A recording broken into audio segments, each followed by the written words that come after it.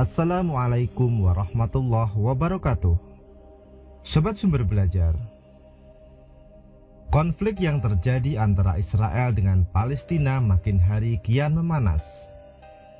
Bahkan yang sangat mengejutkan, di saat berbagai bukti kekejaman Israel terbongkar di media, muncul propaganda yang ingin melegalkan penjajahan Zionis dengan cara menyebarkan berita bahwa dalam Al-Quran Palestina merupakan tanah bangsa Yahudi.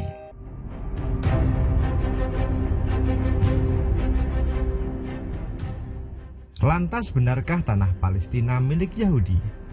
Temukan jawabannya pada video berikut ini.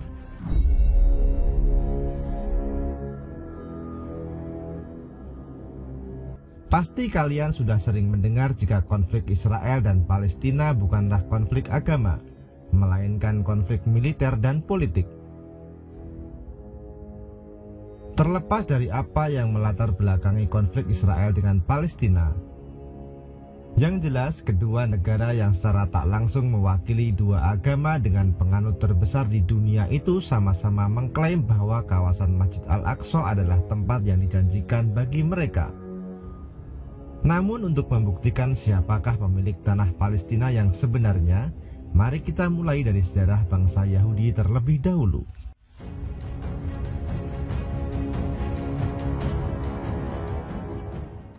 Riwayat bangsa Yahudi dapat ditelusuri melalui salah satu putra Nabi Ishak alaihissalam, sekaligus cucu Nabi Ibrahim alaihissalam, yaitu Nabi Yakub alaihissalam sebagai seorang utusan Allah.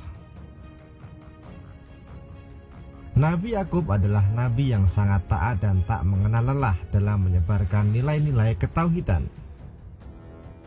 Karena ketaatannya, Allah lantas memberi gelar atau nama kedua kepada utusannya dengan sebutan Israel.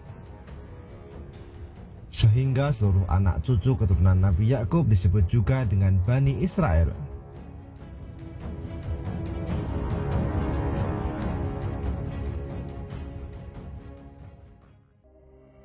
Di masa Nabi Musa alaihissalam, Bani Israel adalah kaum yang terus ditindas di bawah rezim Fir'aun. Karena itulah Allah kemudian mengutus Nabi Musa di tengah-tengah mereka. Dengan datangnya Nabi Musa, Bani Israel menjadi kaum yang sangat diistimewakan oleh Allah Subhanahu wa Ta'ala. Atas keistimewaan dari Allah Subhanahu wa Ta'ala, mereka dibebaskan dari kekejaman Raja Fir'aun dengan cara Allah memberi petunjuk kepada Nabi Musa untuk membawa Bani Israel keluar dari Mesir menuju tanah yang dijanjikan.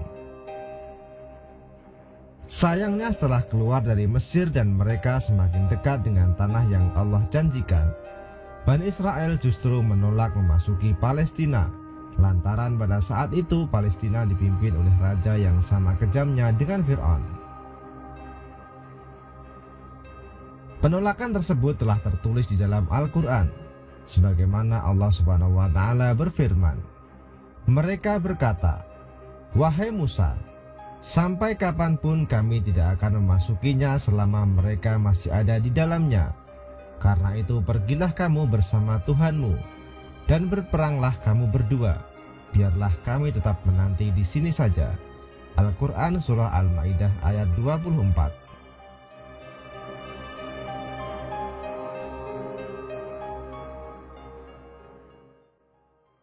Karena sikap Bani Israel tersebut, kemudian Allah Subhanahu wa Ta'ala menghukum mereka dengan dibiarkan tersesat dan berputar-putar tanpa arah di gurun Sinai selama 40 tahun. Mereka tak bisa kembali ke Mesir dan tak pula mampu menuju Yerusalem. Setelah 40 tahun menjalani masa hukuman, Bani Israel akhirnya bisa memasuki Yerusalem ketika Yusha bin Nun diutus oleh Allah Subhanahu wa Ta'ala. Sejak saat itu, keturunan Yakub alaihissalam dapat mendirikan negerinya sendiri, memperluas wilayah kekuasaannya dan terus menempati tanah yang dijanjikan hingga diutusnya Nabi Sulaiman alaihissalam. Akan tetapi setelah wafatnya Nabi Sulaiman, kota yang telah dibangun oleh Bani Israel itu diinvasi dan berkali-kali berpindah kekuasaan, mulai dari Raja Nebukadnezar dari Babilonia, Raja Sirus Agung, dan berakhir di bawah kekuasaan bangsa Romawi dari Bizantium. Atas peristiwa itu, Bani Israel kembali menderita dan tercerai-berai. Beberapa di antaranya ada yang memutuskan bermigrasi ke Arab, sehingga mereka yang berpindah ke Arab sempat berjumpa dengan Rasulullah SAW.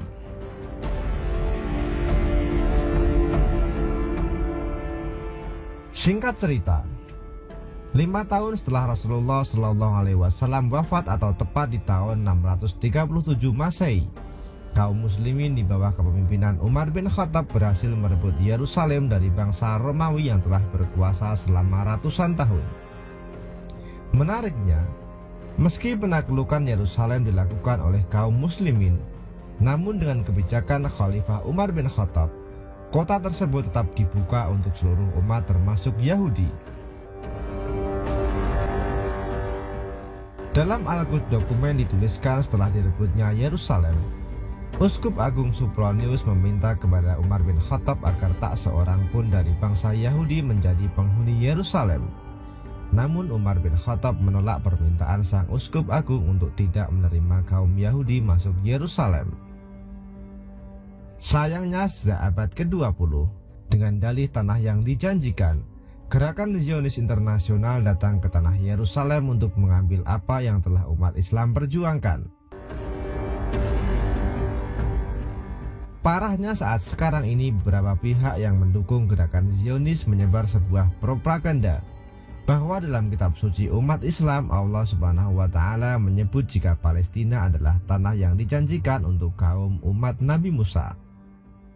Ayat tersebut sebagaimana difirmankan oleh Allah Subhanahu wa taala, "Hai kaumku, masuklah ke tanah suci Palestina yang telah ditentukan Allah bagimu, dan janganlah kamu lari ke belakang karena takut kepada musuh sehingga kamu menjadi orang-orang yang merugi." Al-Quran Surah Al-Ma'idah ayat 21. Memang dari ayat tadi Allah Subhanahu wa taala jelas menyeru Nabi Musa untuk mengajak kaumnya yaitu Bani Israel masuk ke tanah yang dijanjikan. Akan tetapi seperti kisah yang telah diulas di awal, saat Bani Israel diperintahkan berperang merebut Palestina, mereka dihinggapi rasa takut luar biasa dan justru meminta Nabi Musa dan Tuhannya yang pergi berperang. Menurut Imran N. Hussein dalam buku Yerusalem in Quran, ayat tentang tanah yang dijanjikan kepada Bani Israel tak berlaku lagi sejak mereka menolak untuk berperang merebut Palestina. Pasalnya, tanah yang dijanjikan yang disebut di dalam Al-Quran hanya ditujukan kepada Bani Israel yang taat kepada Allah dan utusannya. Sebab Nabi Musa dan semua nabi-nabi Allah hanya memiliki satu agama yaitu Islam. Sebagaimana Allah Subhanahu wa taala berfirman, di dalam Al-Quran, sungguhnya agama di sisi Allah adalah Islam. Tidaklah berselisih orang-orang yang telah diberi kitab kecuali setelah mereka memperoleh ilmu karena kedengkian di antara mereka. Barang siapa yang ingkar terhadap ayat-ayat Allah, maka sungguh Allah sangat cepat perhitungannya. Al-Quran Surah Al-Imran ayat 19. Sudah tak terbantahkan lagi generasi Bani Israel pada masa sekarang ini bukan lagi keturunan Bani Israel yang dijanjikan tanah Palestina oleh Allah Subhanahu wa taala. Alasannya adalah mereka tidak lagi mengakui bahwa Allah adalah satu-satunya Tuhan yang pantas disembah sebagaimana yang diajarkan oleh Nabi Musa dan Nabi Yakub. Klaim bahwa Palestina adalah tanah nenek moyang mereka adalah kebohongan besar. Sebab dalam Al-Quran sudah jelas sebelum mereka masuk ke Palestina, mereka terlebih dahulu harus merebut dengan penguasa yang sudah ada.